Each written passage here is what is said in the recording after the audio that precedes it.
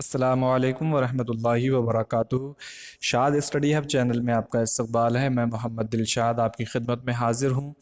नवी जमात के निसाब में शामिल नवाए उर्दू का तीसरा सबक लेकर आज के सबक में हम पढ़ेंगे अफ़साना क्या होता है और अफ़साना लिखने वाले कुछ अहम अफ़साना निगारों को देखेंगे हम, उनके क्या नाम हैं।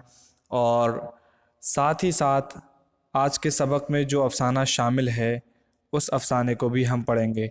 ये मुंशी प्रेमचंद का अफ़साना है हज अकबर के नाम से, उसे हम पढ़ेंगे आज और समझेंगे कि किस तरीके से इन्होंने ये अफ़साना लिखा है। चलिए शुरू करते हैं। उर्दू में अफ़साने का बाकायदा आगाज़ 20वीं सदी के शुरू में हुआ। नावल की तरह इस सिन्फ़ पर भी मगरबी अदब का गहरा असर है। तेज़ी से बदलते हुए ज़माने का साथ देने और मसरूफ़ रहने वालों के लिए मुख्तसर अफ़साना नावल और दास्तान से ज़्यादा कशिश रखता है। यानी मुख्तसर अफ़साना जो है वो नावल और दास्तान से ज़्यादा अट्रैक्टिव होता है। मुख्तलिफ़ नक्कादों ने अफ़साने की मुख्तलिफ़ तारीफ़ें बयान की हैं। एक नक्काद ने कहा है कि अफ़साना ऐसी नसरी कहानी है जो एक ही नशिस्त में पढ़ी जा सके। एक ही नशिस्त मतलब एक ही बैठक में, मतलब इंसान 5 या 10 मिनट के लिए या 20 मिनट के लिए वक्फ़े के तौर पर बैठा और उसने से वक्फ़े में वो एक अफ़साना जो है वो मुकम्मल कर ले।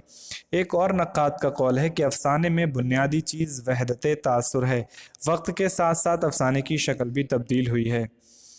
एक अच्छा अफ़साना इख्तिसार के साथ ज़िंदगी के किसी गोशे को कारी के सामने पेश करता है। ज़िंदगी का गोशा मतलब एस्पेक्ट ऑफ लाइफ हम कह सकते हैं। ज़िंदगी का कोई भी पहलू हो गया, उस पर वो क्या करता है, पढ़ने वाले के लिए उसको वो क्लियर करता है और प्रेजेंट करता है एक एतबार से। तो मुख्तसर होने की वजह से कहानी में झोल पैदा होने का अंदेशा भी कम होता है। कहानी में झोल पैदा होने का अंदेशा जो है, इसका मतलब ये है कि जितनी लंबी कहानी होगी उसमें उतना ही झोल होने के चांसेस ज़्यादा रहते हैं। ख़ास जो मफ़हूम होगा वो इधर उधर हो जाता है। अफ़साना निगार का मुशाहदा और इंसानी नफ्सियात का मुताला गहरा होना चाहिए। किरदार और वाक़यात ऐसे हों जो हमारी ज़िंदगी और हमारे तजर्बों से मुताबिकत रखते हों।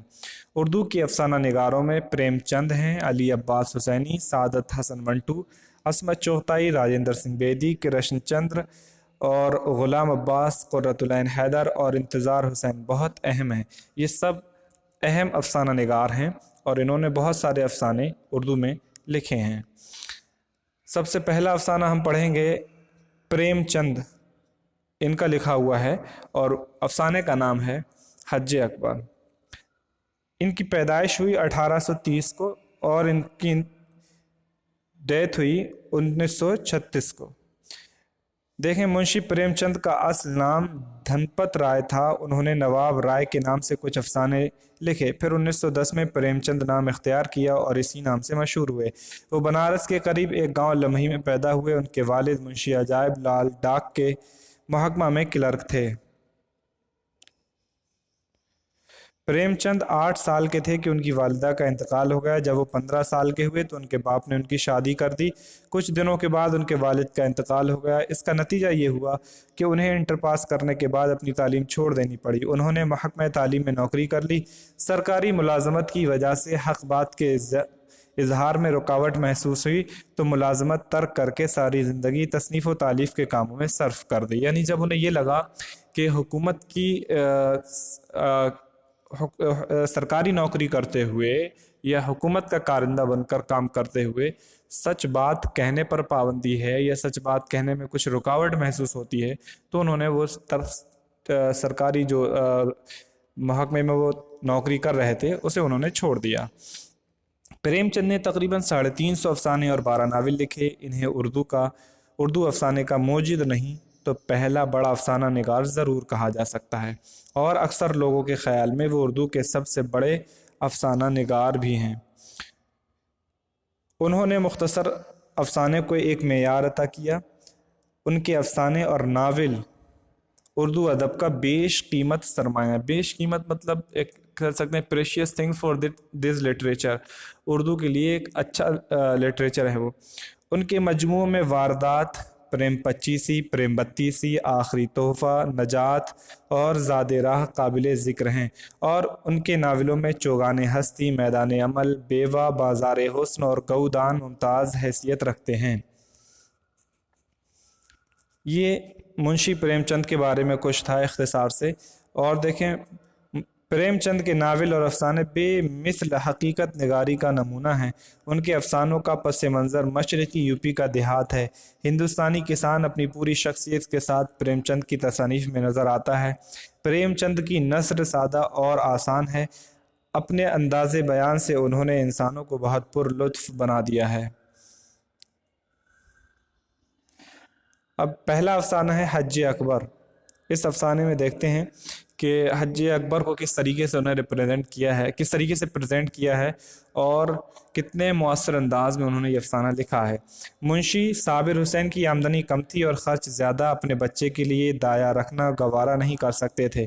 दाया जो बच्चों को दूध वगैरह पिलाती है, देखभाल करती है, लेकिन एक तो बच्चे की सेहत की फ़िक्र और दूसरे अपने बराबर वालों से हेटे बनकर रहने की ज़िल्लत इस खर्च को बर्दाश्त करने पर मजबूर करती है। बच्चा दाया को बहुत चाहता था, हरदम उसके गले का हार बना रहता था। इस वजह से दाया और भी ज़रूरी मालूम होती थी। मगर शायद सबसे बड़ा सबब यह था कि वो मुरव्वत के बायस दाइया को जवाब देने की जुरात ना कर सकते थे। बुढ़िया उनके यहाँ 3 साल से नौकर थी। उसने उनके इकलौते बच्चे की परवरिश की थी। अपना काम दिलो जान से करती थी। उसे निकालने का कोई हीला ना था और खामखा कीड़े निकालना साबिर जैसे हलीम शख्स के लिए गैर मुमकिन था। मगर शाकिरा इस मामले में अपने शौहर से मुत्तफिक ना थी। उसे शक था कि दाया हमको लूटे लेती है। जब दाया बाजार से लौटती तो वो दहलीज में छिपी रहती कि देखूं आटा छिपाकर तो नहीं रख देती, लकड़ी तो नहीं छिपा देती। उसकी लाई हुई हर चीज़ को घंटों देखती। बार बार पूछती, इतना ही क्यों, क्या भाव है, क्या इतना महंगा हो गया। दाया कभी तो इन बदगुमानियों का जवाब मुलायमत से देती, लेकिन जब बेगम ज़्यादा तेज़ हो जाती तो वो भी कड़ी पड़ जाती थी। कस्में खाती थी, सफाई की शहादतें पेश करती थी। तरदीद और हुज्जत में घंटों लग जाते। करीब करीब रोज़ाना यही कैफियत रहती थी और रोज़ ये ड्रामा दाया की खफीफ सी अश्क-रेज़ी के बाद ख़त्म हो जाता था। दाया का इतना सख्तियाँ झेलकर पड़े रहना शाकरा के शुकूक की आबियारी करता था। उसे कभी यकीन ना आता था कि ये बुढ़िया महज बच्चे की मोहब्बत से पड़ी हुई है। वो दाया को ऐसे लतीफ़ जज्बे का अहल नहीं समझती थी। इत्तेफाक से एक रोज़ दाया को बाजार से लौटने में ज़रा देर हो गई। वहाँ 2 कंजड़नों में बड़ी जोश व खरोश से मुनाजरा था। उनका मुसव्विर तर्ज अदा, उनका इश्तियाल अंगेज़ इस्तिदलाल, उनकी मुतशक्किल यानी आपस में लड़ाई हो रही थी और उनका जिस तरीके से लड़ने का अंदाज़ था, तज़हीक, उनकी रोशन शहादतें और मुनव्वर रिवायतें, उनकी तारीज़ और तरदीद बेमिसाल थीं। जहर के 2 दरिया थे या 2 शोले जो दोनों तरफ से उमड़ कर बाहम गुत गए थे। क्या रवानी ज़बान थी, गोया कूज़े में दरिया भरा हो। उनका जोश इजहार एक दूसरे के बयानात को सुनने की इजाज़त ना देता था। उनके अल्फाज की ऐसी रंगीनी, तख़य्युल की ऐसी नौइयत, उसलूब की ऐसी जिद्दत, मज़ामीन की ऐसी आमद, तशबीहात की ऐसी मौज़ूनियत और फ़िक्र की ऐसी परवाज़ पर ऐसा कौन सा शायर है जो रश्क ना करता। सिफत ये थी कि इस मुबाहसा में तलख़ी या दिल आवेज़ी का शायबा भी ना था। दोनों बुलबुलें अपने अपने तरानों में महव थीं। उनकी मतानत, उनका ज़ब्त, उनका इत्मीनान क़ल्ब हैरत अंगेज़ था। उनके ज़र्फ़ दिल में इससे कहीं ज़्यादा कहने की और बदरजहा ज़्यादा सुनने की गुंजाइश मालूम होती थी। अलगर्ज़ ये खालिस दिमागी ज़हनी मुनाज़रा था।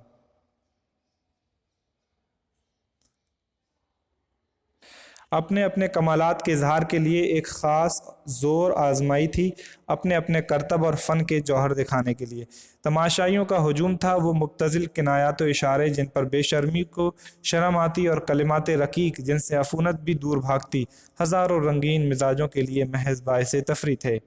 दाया भी खड़ी हो गई कि देखूं क्या माजरा है, पर तमाशा इतना दिलावेज था कि उसे वक्त का मुतलक एहसास ना हुआ। यकायक 9 बजने की आवाज़ कान में आई तो सहर टूटा। वो लपकी हुई घर की तरफ चली। शाकरा भरी बैठी थी। दाया को देखते ही तेवर बदल कर बोली, क्या बाजार में खो गई थी। दाया ने ख़तावाराना अंदाज से सर झुका लिया और बोली, बीवी, एक जान पहचान की मामा से मुलाकात हो गई और बातें करने लगी।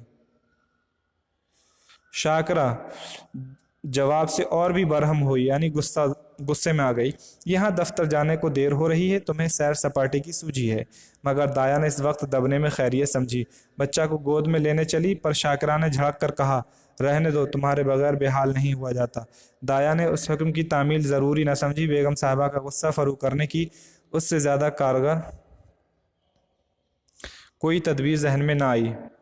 اس نے نصیر کو اشارے سے اپنی طرف بلایا، وہ دونوں ہاتھ پھیلائے لڑکھڑاتا ہوا اس کی طرف چلا۔ دایا نے اسے گود میں اٹھا لیا اور دروازہ کی طرف چلی، لیکن شاکرہ باز کی طرح جھپٹی اور نصیر کو اس کی گود سے چھین کر بولی، تمہارا یہ مکر بہت دنوں سے دیکھ رہی ہوں، یہ تماشا کسی اور کو دکھائیے، یہاں طبیعت سیر ہو گئی ہے۔ دایا نصیر پر جان دیتی تھی اور سمجھتی تھی کہ شاکرہ اس سے بے خبر نہیں ہے۔ اس کی سمجھ میں شاکرہ اور اس کے درمیان یہ ایسا مضبوط تعلق تھا جس سے معمولی ترشیاں کمزور نہ کر سکتی تھیں۔ اسی وجہ سے باوجود شاکرہ کی سخت زبانیوں کے اسے یقین نہ آتا تھا کہ وہ واقعی مجھے نکالنے پر آمادہ ہے، پر شاکرہ نے یہ باتیں کچھ اس بے رخی سے کیں اور بالخصوص نصیر کو اس بے دردی سے چھین لیا کہ دایا سے ضبط نہ ہو سکا۔ بولی، بیوی مجھ سے کوئی ایسی بڑی خطا تو نہیں ہوئی؟ بہت ہوگا تو پاؤ گھنٹہ دیر ہوئی ہوگی، اس پر آپ اتنا جھلا رہی ہیں، صاف صاف کیوں نہیں کہہ دیتی کہ دوسرا دروازہ دیکھو؟ اللہ نے پیدا کیا ہے تو رزق بھی دے گا، مزدوری کا کال تھوڑا ہی ہے۔ شاکرہ نے کہا، تو یہاں تمہاری کون پرواہ کرتا ہے؟ تمہاری جیسی مامائیں گلی گلی ٹھوکریں کھاتی پھرتی ہیں۔ دایا نے کہا، ہاں خدا آپ کو سلامت رکھے، مامائیں دائیاں بہت ملیں گی، جو کچھ خطا ہوئی ہو معاف کیجیے گا، میں جاتی ہوں۔ شاکرہ جا کر مردانے میں اپنی تنخواہ کا حساب کر لو۔ دایا نے کہا، میری طرف سے نصیر میاں کو اس کی مٹھائیاں منگوا دیجیے گا۔ اتنے میں صابر حسین بھی باہر سے آ گئے۔ پوچھا، کیا ہے؟ دایا نے کہا، کچھ نہیں، بیوی نے جواب دے دیا ہے، گھر جاتی ہوں۔ صابر حسین خانگی ترددات سے یوں بچتے تھے جیسے کوئی برہنہ پا کانٹوں سے بچے، یعنی گھر کی جو آپسی الجھنیں ہوتی تھیں ان سے۔ انہیں سارے دن ایک ہی جگہ کھڑے رہنا منظور تھا، پر کانٹوں میں پیر رکھنے کی جرأت نہ تھی۔ چیں بجبیں ہو کر بولے، کیا بات ہوئی؟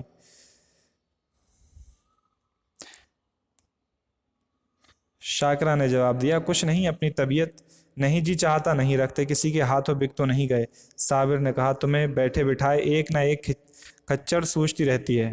شاکرہ نے کہا، ہاں مجھے تو اس بات کا جنون ہے، کیا کروں، خصلت ہی ایسی ہے، تمہیں یہ بہت پیاری ہے تو لے جا کر گلے باندھو، میرے یہاں ضرورت نہیں۔ دایا گھر سے نکلی تو اس کی آنکھیں لبریز تھیں، دل نصیر کے لیے تڑپ رہا تھا کہ ایک بار بچے کو گود میں لے کر پیار کر لوں، پر یہ حسرت لیے اسے گھر سے نکلنا پڑا۔ نصیر دایا کے پیچھے پیچھے دروازے تک آیا، لیکن جب دایا نے دروازہ باہر سے بند کر دیا تو مچل کر زمین پر لیٹ گیا اور انا انا کہہ کر رونے لگا۔ شاکرہ نے چمکارا، پیار کیا، گود میں لینے کی کوشش کی، مٹھائی کا لالچ دیا، میلہ دکھانے کا وعدہ کیا، اس سے کام نہ چلا تو بندر اور سپاہی اور لولو اور ہوا کی دھمکی دی، لیکن مگر نصیر پر مطلق اثر نہ ہوا۔ یہاں تک کہ شاکرہ کو غصہ آ گیا، اس نے بچے کو وہیں چھوڑ دیا اور آ کر گھر کے دھندوں میں مصروف ہو گئی۔ نصیر کا منہ اور گال لال ہو گئے، آنکھیں سوج گئیں، آخر وہ وہیں زمین پر سسکتے سسکتے سو گیا۔ شاکرہ نے سمجھا تھا تھوڑی دیر میں بچہ رو دو کر چپ ہو جائے گا، پر نصیر نے جاگتے ہی پھر انا کی رٹ لگائی۔ 3 بجے صابر حسین دفتر سے آیا اور بچے کی حالت دیکھی تو بیوی کی طرف قہر کی نگاہوں سے دیکھ کر اسے گود میں اٹھا لیا اور بہلانے لگے۔ آخر نصیر کو جب یقین ہو گیا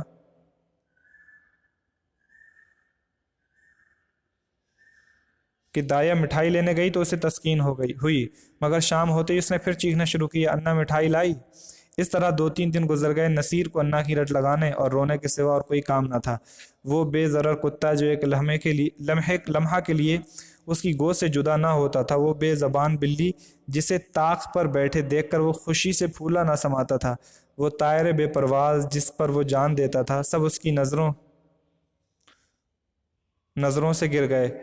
وہ ان کی طرف آنکھ اٹھا کر بھی نہ دیکھتا۔ انا جیسی جیتی جاگتی پیار کرنے والی، گود میں لے کر گھمانے والی، تھپک تھپک کر سلانے والی، گا کر خوش کرنے والی چیز کی جگہ ان بے جان بے زبان چیزوں سے پر نہ ہو سکتی تھی۔ وہ اکثر سوتے سوتے چونک پڑتا اور انا انا پکار کے رونے لگتا، کبھی دروازے پر جاتا اور انا انا پکار کر ہاتھوں سے اشارہ کرتا گویا اسے بلا رہا ہے۔ انا کی خالی کوٹری میں جا کر گھنٹوں بیٹھا رہتا، اسے امید ہوتی تھی کہ انا یہاں آتی ہوگی۔ اس کوٹری کا دروازہ بند پاتا تو جا کر کواڑ کھٹکھٹاتا کہ شاید انا اندر چھپی بیٹھی ہو۔ صدر دروازہ کھلتے سنتا تو انا انا کہہ کر دوڑتا، سمجھتا کہ انا آ گئی۔ اس کا گدرایا ہوا بدن گھل گیا، گلاب کے سے رخسار سوکھ گئے، ماں اور باپ دونوں اس کی موہنی ہنسی کے لیے ترس ترس کر رہ جاتے۔ اگر بہت گدگدانے اور چھیڑنے سے ہنستا بھی تو ایسے معلوم ہوتا دل سے نہیں محض دل رکھنے کے لیے ہنس رہا ہے۔ اسے اب دودھ سے رغبت تھی، اسے اب دودھ سے رغبت تھی، نہ مصری سے، نہ میوہ سے، نہ میٹھے بسکٹ سے، نہ تازی امرتیوں سے۔ ان میں مزہ تھا جب انا اپنے ہاتھوں سے کھلاتی تھی، اب ان میں مزہ نہ تھا۔ 2 سال کا ہونہار لہلہاتا ہوا شاداب پودا مرجھا کر رہ گیا۔ وہ لڑکا جسے گود میں اٹھاتے ہی نرمی، گرمی اور وزن کا احساس ہوتا تھا، اب استخوان کا ایک پتلا رہ گیا، یعنی ہڈی کا ایک پتلا رہ گیا۔ شاکرہ بچے کی یہ حالت دیکھ دیکھ کر اندر ہی اندر کڑتی اور اپنی حماقت پر پچھتاتی۔ صابر حسین جو فطرتاً خلوت پسند آدمی تھے، اب نصیر کو گود سے جدا نہ کرتے تھے۔ اسے روز ہوا کھلانے جاتے، نت نئے کھلونے لاتے، پر مرجھایا ہوا پودا کسی طرح نہ پنپتا تھا۔ دایا اس کی دنیا کا آفتاب تھی، اس قدرتی حرارت اور روشنی سے محروم ہو کر سبزہ کی بہار کیوں کر دکھاتا؟ دایا کے بغیر اسے چاروں طرف اندھیرا سناٹا نظر آتا تھا۔ دوسری انا تیسرے ہی دن رکھ لی تھی، پر نصیر اس کی صورت دیکھتے ہی منہ چھپا لیتا تھا، گویا وہ کوئی دیونی یا بھوتنی ہے۔ عالم وجود میں دایا کو نہ دیکھ کر نصیر اب زیادہ تر عالم خیال میں رہتا۔ وہاں اس کی اپنی انا چلتی پھرتی نظر آتی، اس کی وہی گود تھی، وہی محبت، وہی پیاری باتیں، وہی پیارے پیارے گیت، وہی مزیدار مٹھائیاں، وہی سہانا سنسار، وہی دلکش لیل و نہار۔ اکیلے بیٹھے انا سے باتیں کرتا، انا کتا بھونکے، انا گائے دودھ دیتی، انا اجلا اجلا گھوڑا دوڑتا، سویرا ہوتے ہی لوٹا لے کر دایا کی کوٹھی میں جاتا اور کہتا، انا پانی پی۔ دودھ کا گلاس لے کر اس کی کوٹھی میں رکھاتا اور کہتا، انا دودھ پلا۔ اپنی چارپائی پر تکیہ رکھ کر چادر سے ڈھانک دیتا اور کہتا، انا سوتی۔ شاکرہ کھانے بیٹھتی تو رکابیاں اٹھا اٹھا انا کی کوٹھی میں لے جاتا اور کہتا، انا کھانا کھائے گی۔ انا اس کے لیے اب ایک آسمانی وجود تھی جس کی واپسی کی اسے مطلق امید نہ تھی، وہ محض گزشتہ خوشیوں کی دلکش یادگار تھی جس کی یاد ہی اس کا سب کچھ تھی۔ نصیر کے انداز میں رفتہ رفتہ طفلانہ شوخی اور بے تابی کی جگہ ایک حسرت ناک توکل، ایک مایوسانہ خوشی نظر آنے لگی۔ اس طرح 3 ہفتے گزر گئے۔ برسات کا موسم تھا، کبھی شدت کی گرمی، کبھی ہوا کے ٹھنڈے جھونکے، بخار اور زکام کا زور تھا۔ نصیر کی نقاہت اس موسمی تغیرات کو برداشت نہ کر سکی۔ نقاہت مطلب کمزوری، موسمی تغیرات یعنی موسم کا بدلنا۔ شاکرہ احتیاطاً اسے فلالین کا کرتا پہنائے رکھتی، اسے پانی کے قریب نہ جانے دیتی، ننگے پاؤں ایک قدم نہ چلنے دیتی، مگر رطوبت کا اثر ہو ہی گیا، نصیر کھانسی اور بخار میں مبتلا ہو گیا۔ صبح کا وقت تھا، نصیر چارپائی پر آنکھیں بند کیے پڑا تھا، ڈاکٹروں کا علاج بے سود ہو رہا تھا۔ شاکرہ چارپائی پر بیٹھی اس کے سینے پر تیل کی مالش کر رہی تھی اور صابر حسین صورت غم بنے ہوئے بچہ کو پردرد نگاہوں سے دیکھ رہے تھے۔ اس طرف وہ شاکرہ سے بہت کم بولتے تھے، انہیں اس سے ایک نفرت سی ہو گئی تھی۔ وہ نصیر کی اس بیماری کا سارا الزام اسی کے سر رکھتے تھے۔ وہ ان کی نگاہوں میں نہایت کم ظرف، سفلہ مزاج، بے حس عورت تھی۔ شاکرہ نے ڈرتے ڈرتے کہا، آج بڑے حکیم صاحب کو بلا لیتے، شاید انہی کی دوا سے فائدہ ہو۔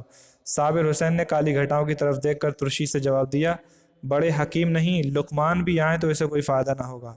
شاکرہ، تو کیا اب کسی کی دوا ہی نہ ہوگی؟ صابر، بس اس کی ایک ہی دوا ہے اور وہ نایاب ہے۔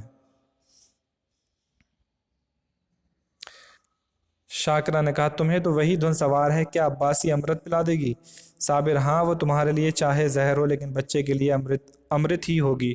شاکرہ، میں نہیں سمجھتی کہ اللہ کی مرضی میں اسے اتنا دخل ہے۔ صابر، اگر انہیں سمجھتی ہو اور اب تک نہیں سمجھا تو روگی، اگر نہیں سمجھتی ہو اور اب تک نہیں سمجھا تو روگی، بچے سے ہاتھ دھونا پڑے گا۔ شاکرہ، چپ بھی رہو، کیسا شگون زبان سے نکالتے ہو، اگر ایسی جلی کٹی سنانی ہے تو یہاں سے چلے جا۔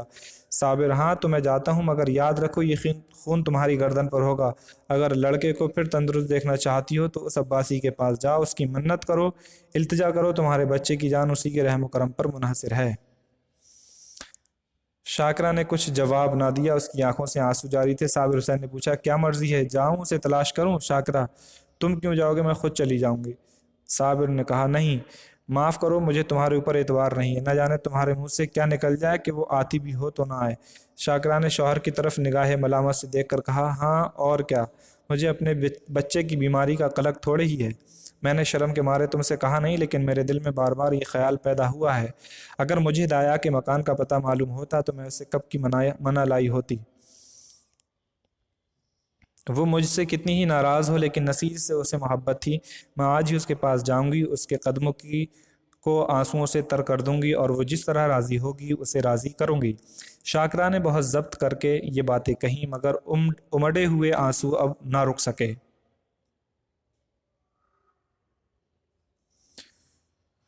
साबिर हुसैन ने बीवी की तरफ हमदर्दाना निगाह से देखा और नादिम होकर बोले, मैं तुम्हारा जाना मुनासिब नहीं समझता, खुद ही जाता हूँ।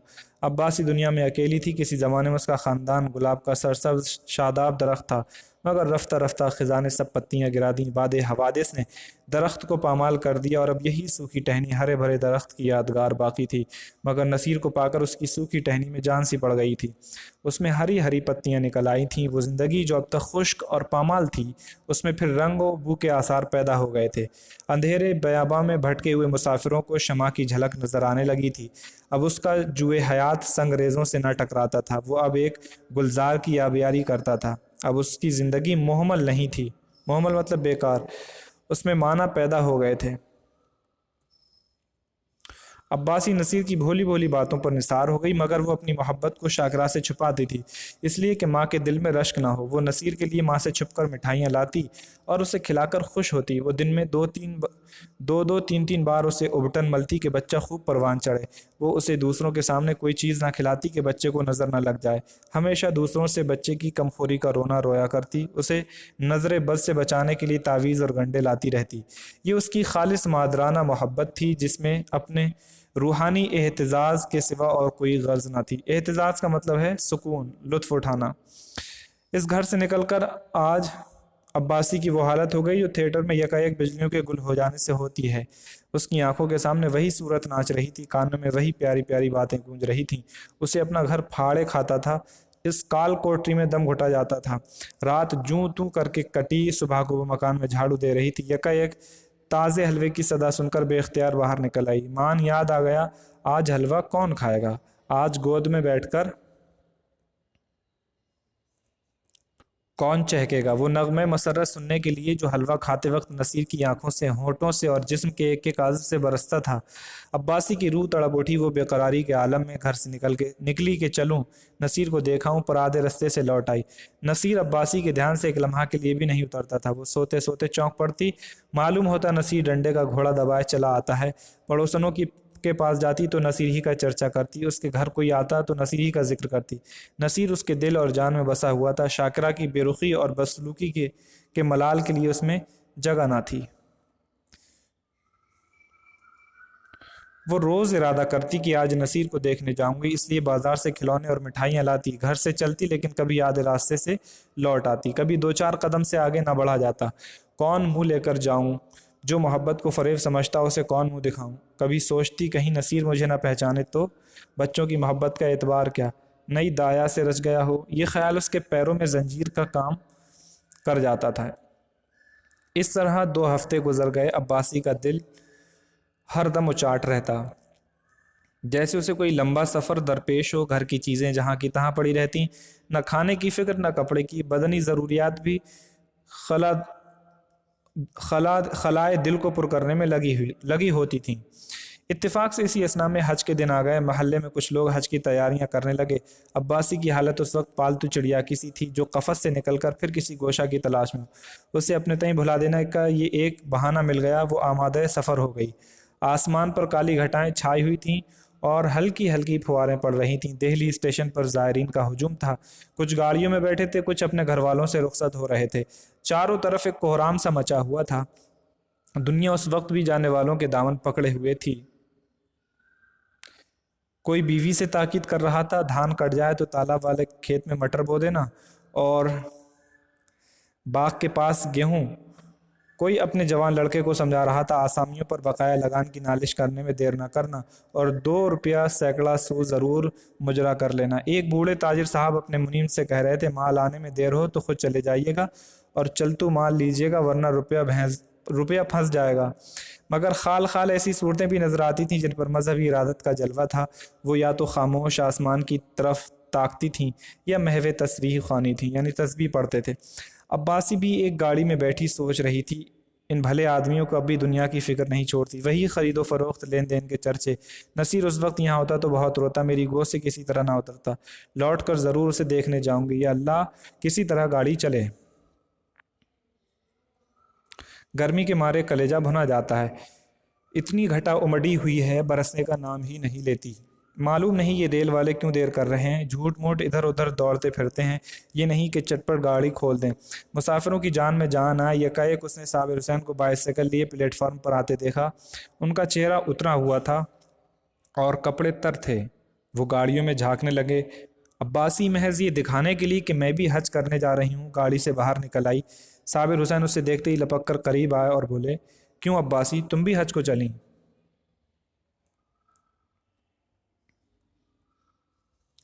अब्बासी ने फ़ख्रिया इनकिसार से कहा, हाँ, यहाँ क्या करूँ, ज़िंदगी का कोई ठिकाना नहीं, मालूम नहीं कब आंखें बंद हो जाएं। खुदा के यहाँ मुंह दिखाने के लिए भी तो कोई सामान चाहिए। नसीर मियाँ तो अच्छी तरह हैं। साबिर, अब तो तुम जा रही हो, नसीर का हाल पूछकर क्या करोगी? उसके लिए दुआ करती रहना। अब्बासी का सीना धड़कने लगा। घबरा कर बोली, क्या दुश्मनों की तबीयत अच्छी नहीं है? साबिर, उसकी तबीयत तो उसी दिन से ख़राब है जिस दिन तुम वहाँ से निकली। कोई 2 हफ्ता तक तो अन्ना अन्ना की रट लगाता रहा और अब 1 हफ्ते से खांसी और बुखार में मुब्तला है।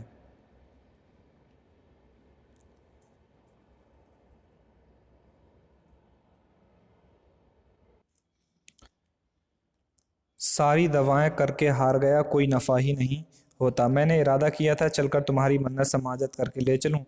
क्या जाने तुम्हें देखकर उसकी तबीयत कुछ संभल जाए, लेकिन तुम्हारे घर पर आया तो मालूम हुआ कि तुम हज करने जा रही हो। अब किस मुंह से चलने को कहूँ? तुम्हारे साथ सलूक ही कौन सा अच्छा किया था कि इतनी जुरात कर सकूं, और फिर कार सवाब में रुख न डालने का भी ख्याल है। जाओ, उसका खुदा हाफिज है। हयात बाकी है तो सेहत हो ही जाएगी, वरना मशीयत एज़दी से क्या चारा।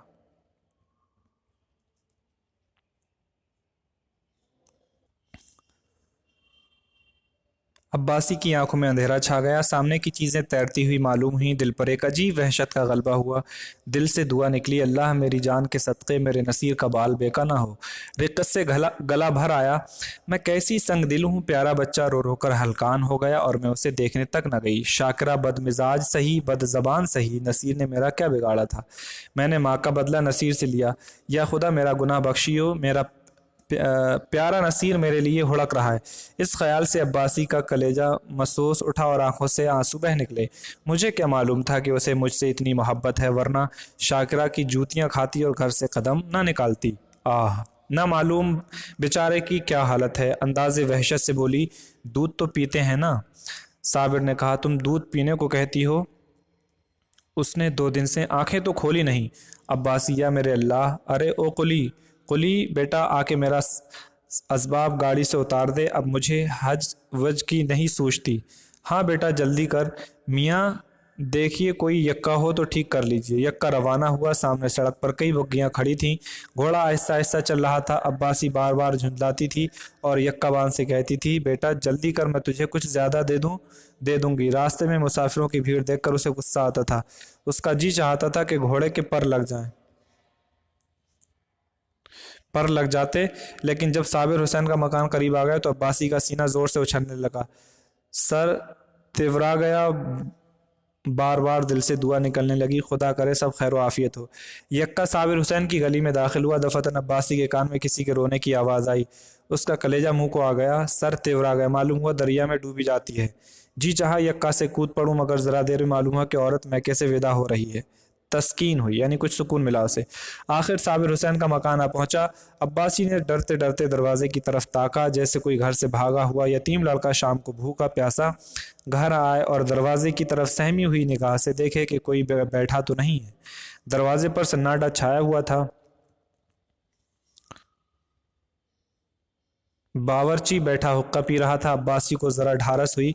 घर में दाखिल हुई तो देखा कई नई दाया बैठी पॉलिस पका रही है। कलेजा मजबूत हुआ। पोल्स पका रही है। कलेजा मजबूत हुआ। शाकरा के कमरे में गई तो उसका दिल गर्मी की दोपहरी धूप की तरह कांप रहा था। शाकरा नसीर को गोद में लिए दरवाजे की तरफ टिकटकी लगाए ताक रही थी। गम और यास की जिंदा तस्वीर।